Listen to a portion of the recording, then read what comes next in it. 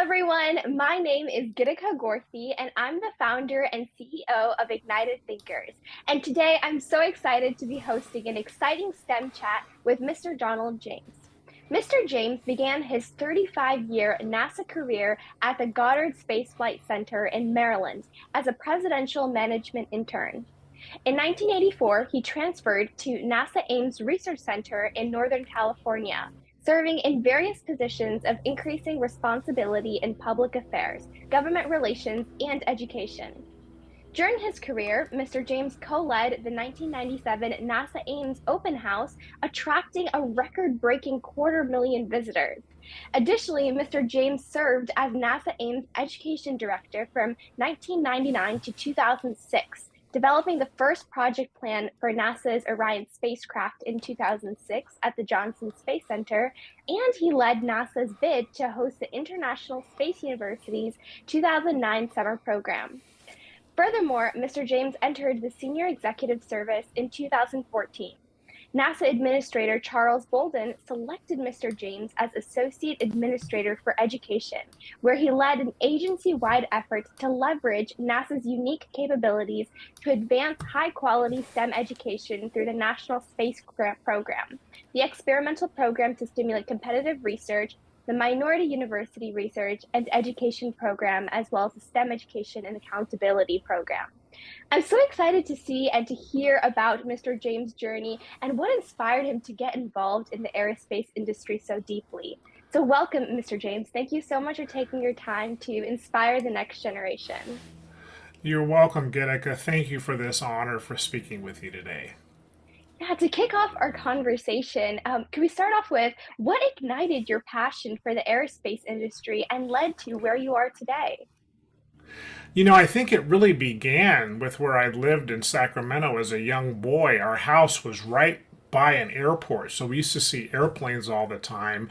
And then later, my father, who ended up being in the Foreign Service, we had to travel to countries far and away. So as a young kid, I got to get on these airplanes, and I was always fascinated with how they worked and everything. And I remember, I'll never forget the first time I saw a 747. I'm like, wow, there's just no way that thing can get off the ground. How is that possible to get off the ground? And so my brother and I both wanted to be pilots. We just thought airplanes were so cool. And so when I was in college, I decided that I wanted to join the Air Force ROTC, Reserve Officer Training Corps, which was one way you could learn how to fly planes.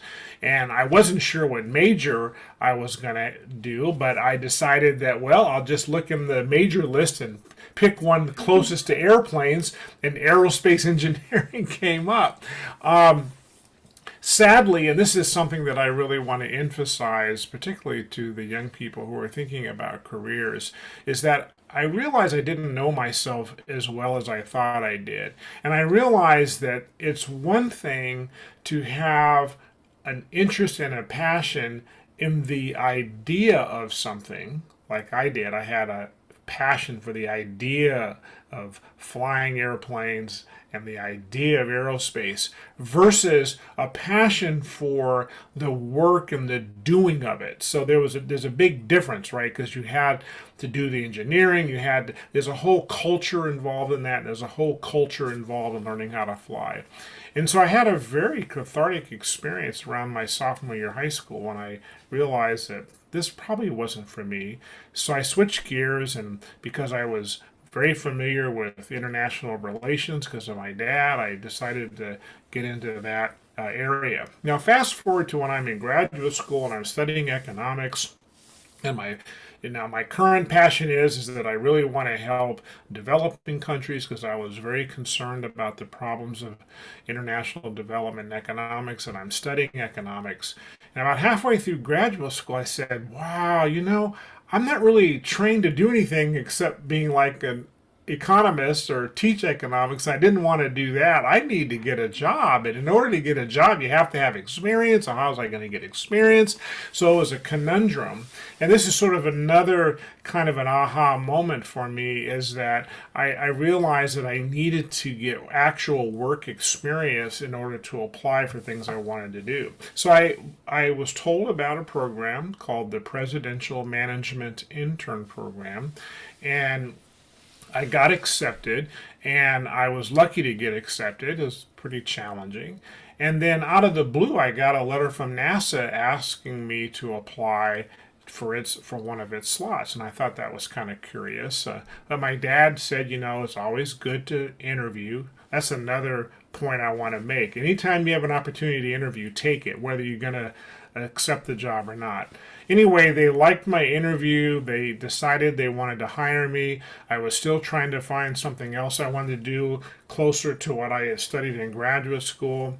But it was actually a job, and it was a job that I thought I can take that experience, and then 3 or 4 years later, I can then use that experience to, go save the world from the scourges of poverty and destitution. So that was my plan. I didn't tell NASA that was my plan. I told NASA I was all in. It was really great. And two things happened, Gitika. One is getting back into NASA reminded me of my original interest in aerospace because I was around aerospace engineers and space scientists and like, wow, this is kind of cool. But what really happened was in 1986 when the Space Shuttle Challenger exploded and we lost 7 astronauts. And that really changed my life.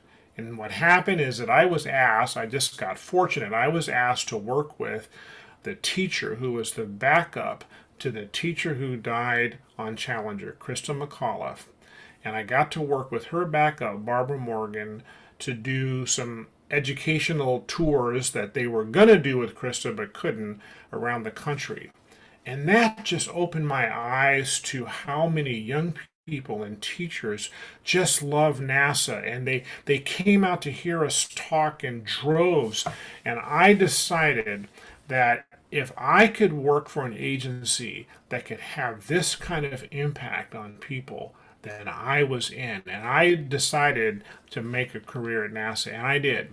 And so, as the story goes, I stayed with the agency and I rose up to the upper echelons of NASA to become the Associate Administrator for Education. And fun fact, which is something that I'm very proud of, the very first person to call me and congratulate me on my job as head of all of NASA education after all these years of just starting was Barbara Morgan. She called me from her home in Idaho. She was the first person to say, congratulations, job well done. So that's how I went from loving aerospace to going away from it to coming back and to staying. That's incredibly inspiring. And one thing I would love, you mentioned incredible advice, but one thing that I was particularly, and it even relates to the Hines Family Foundation, is a lot of students have an innate curiosity for space and are curious of what's beyond or how is this plane flying? What is behind it? What's the engineering behind it? And over time, students tend to lose interest or not even lose, but don't realize the opportunities in the aerospace industry and how Right, right, interdisciplinary it really is. And so through right. organizations like the Hines Family Foundation and the nonprofit Ignited Thinkers, I founded, really trying to, show these students that there's more to aerospace and what can just, be visibly seen as so critical. Which That's leads right. me, And that's so important to know because there's so many entry points into the field. There's so many things that you might be interested in and you may not realize it's related, but in fact it is related. And so I would always encourage students that if on the one hand they know there's something about aerospace that they really love and they're passionate about, but on the other hand they're good at, let's say, a very specific thing. Maybe it's chemistry, maybe it's tinkering with things, maybe it's physics, maybe it's artwork, maybe it's something else. There is a way of connecting those if they just give themselves a chance. So you're absolutely right. yeah, and that leads me to my next question of what got you involved with the Hines Family Foundation? Like, what was the story where you got involved with the organization and worked with Mr. Hines? Yeah, so I've known Mr. Hines since we worked together at NASA Ames Research Center in Silicon Valley, and he was always involved in technology. He's a real tinkerer. He likes toys and tinkering and small satellites and gadgets and all that kind of stuff. I call him Mr. Gadget. And so we were colleagues, and then literally about a week after I retired in March of 2017, Mr. Hines called me up and said, "Hey, I want to tell you about this nonprofit I started." And so he was telling me about it, and it was exactly the kind of work that I was passionate about in education, that he was doing it from a nonprofit standpoint. And he invited me to be on his board. And before I could think about it, I said yes, I'm going to do it. And so I advise John and the rest of the board on education matters, and I try to help him, find the resources to do what they do. And I think that the Hines Foundation is really uniquely positioned to help people, particularly women and people of color, access resources and access opportunities that they otherwise might not be available. And so that's what I've really dedicated my life to, is to be a mentor to younger people, to tell them about options that they may not have thought about, and to advise them about their career interests, because I know that that helped me when I was younger. Definitely. Yeah. And, the Heinz Family Foundation goes by the logo and theme from STEM to ESTEEM, space motivated learning and training to enable the 21st century workforce. And so I'm curious, what does this theme and the logo of the Heinz Family Foundation mean to you? I lost the audio right there, but I think I know what the question you were going to ask, which was, what do I think about that theme? And so, STEM is a very interesting acronym. It means science, technology, engineering, and math. And that encompasses many, many, many disciplines. And I think one of the positive things about it is that it focuses our nation's attention on critical skills that we need to have our students learn in order to have a strong economy and to have companies be able to hire capable people. On the downside of it is, I think it tends to limit people's thinking about, career opportunities. It's sort of like a bucket. I've even had people ask me, well, what school can I go to major in STEM? And I'm like, you can't major in STEM. It's an acronym. All right. Oh, great. Got the audio back. So John and I have often said that we need to broaden the notion of what skill sets are really needed. And so, for example, it's not good enough just to be, let's say, good in biology. I mean, you need to know how to present, because you're going to be presenting to your colleagues. You need to know how to articulate your findings and research work. You need to know how to get along in groups, because most of the work is done as group work. You need to perhaps know how to manage programs and projects. John had to manage a lot of projects in his day at NASA, so the management component is important. And then, as you know, one of the interesting things that I did after I finished with NASA, because so many students ask me, well, what should I study and how do I get to work at a place like NASA? What do I have to do to be successful? And I said, being smart is just not good enough. And what I've learned is something I learned from my mother, is our manner of being, our manners, how we show up in the world, is critical. So I wrote a whole book on it because it's very involved. It's much more than politeness and kindness and being prompt and holding doors open for people. Those are important things, important courtesies. But our manner really does make a big difference as to whether or not you can get hired, whether or not you might get promoted, whether or not you might get selected as a team leader, whether you might lose your job, whether or not you're an astronaut and you get selected to fly on a mission. Now, they never will tell you that your manners matter, but I know for a fact, having worked at NASA, I've seen this happen where people's manners do make a positive or a negative difference.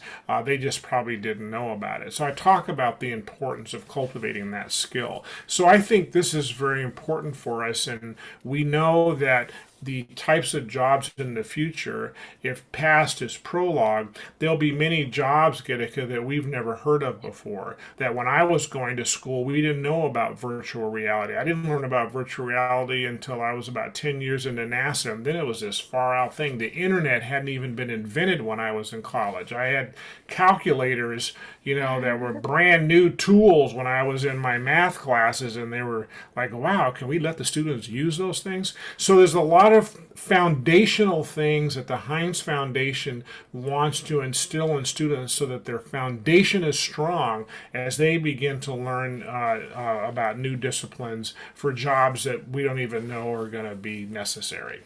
So I think it's an important message to communicate.